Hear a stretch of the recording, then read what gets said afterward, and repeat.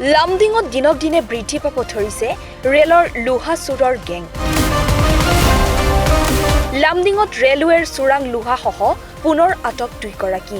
এসপ্তাহৰ পূৰ্বে লামডিং RPFৰ CBI দলে চোৰাং লোহাসহ আটক কৰিছিল 5 জনক।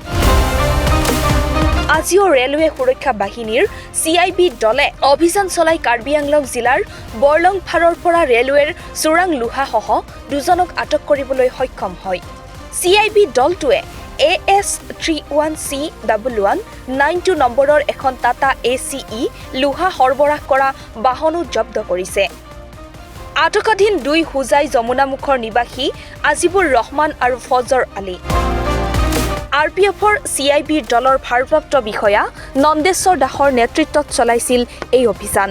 ৰেলৱে সুৰক্ষা বাহিনীয়ে 6/2024 US 3A RPUP এক্টৰ অধীনত গোচৰ ৰুজু কৰি তদন্ত আৰম্ভ কৰিছে।